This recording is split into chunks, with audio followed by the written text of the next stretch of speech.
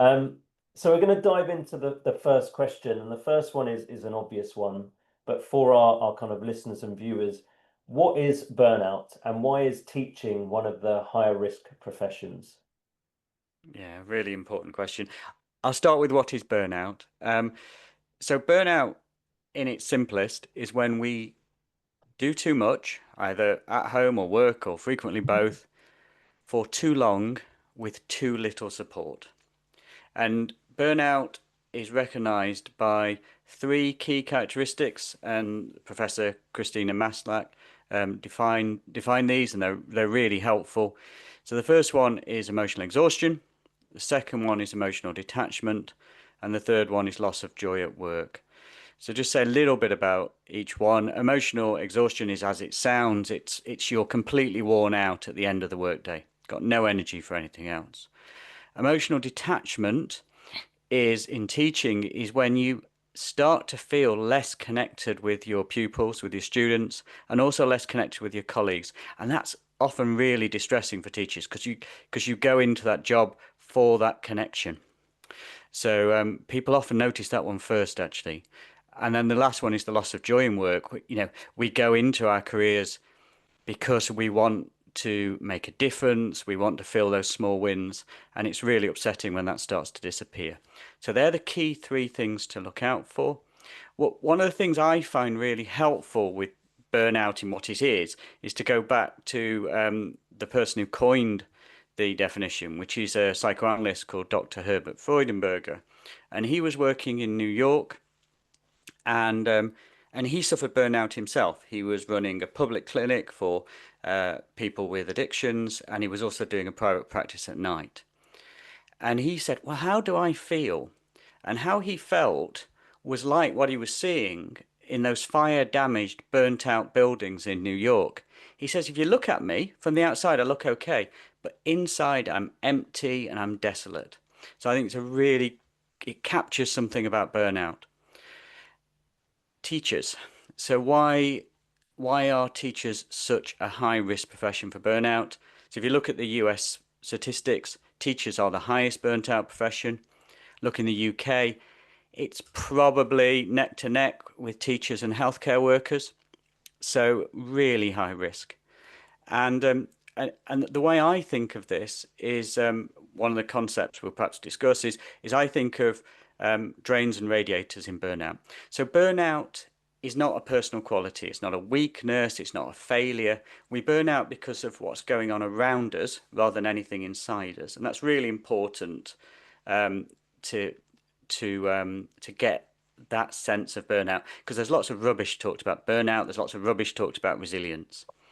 And so if we look at those, so the drains are the things that drain our energy, really sap our energy.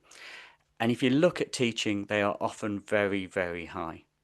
So if you look at a teacher, you know, perhaps what, 5 lessons a day, 22 lessons a week. You've got to be on, you've got to be in focused in those lessons. Children don't take any prisoners. And then what are you adding into that? You're adding in your marking, your prepping, you're adding in planning. You're adding in your emails, the tyranny of emails, the phone calls, the events, the trips, the parents' evening, and it's often inflexible and it's regimented. And I mean, just listing that, I kind of feel exhausted. So there's an awful lot of work in teaching, and that's a big factor. It's a massive Mm. factor. The other drain is home life, and we all have home lives, and our home lives at times bring pressure. And especially if you're a teacher and you've got a lot of time at work, or a lot of time at home doing work, that can bring complications to our home life. And then I think the third really big drain in teaching is the culture in teaching. Um, so so sometimes in teaching you've got external assessments, you've got Ofsted coming in, and I thought it was really positive when I talked to one of my friends who's a uh, senior leader, and he had Ofsted in last month, and he said actually they were a bit more humane and a bit more about my well-being than I thought they would be. But he still said it was incredibly stressful. It's got such a massive impact on what they say about the finances, about the next 5 years, how they're going to be. So it's really stressful. And then you've got the internal scrutiny in teaching. So how does a school handle things like observations?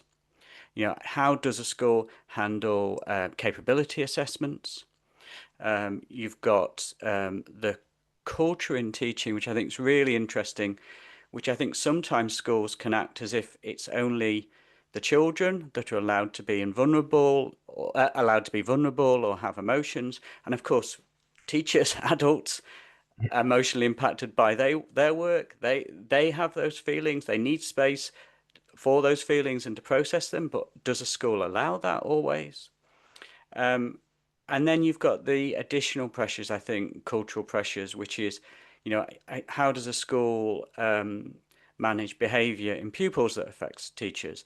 Is it done in a fair, transparent, and consistent way? And how are very demanding parents who might be being unfair handled by schools? Radiators, the things that can act against that. And if you're looking at the radiators, there's three radiators again, which are support, fun and social times, and also intellectual stimulation. What can act against that is support. So if you've got good support at school and at home, we're doubly blessed. So that is the senior leadership team again, but it's also colleagues, it's having a buddy at school, it's having a functional community at school, but also that support outside. Fun and social times. Can school be fun? Can it be sociable? That makes a massive difference. But also, have you got time outside work to do those fun and social activities? Have you got energy for those things? And the third thing is intellectual stimulation. And I think for professionals, intellectual stimulation is really important. Is there something in your week that really makes you excited about that week? And for teachers, it could be mentoring, it could be it could be some CPD, personal development. I was talking to a teacher recently, and she was talking about setting an examination question and seeing whether that got through. So there are these areas of intellectual stimulation, and they balance things as well.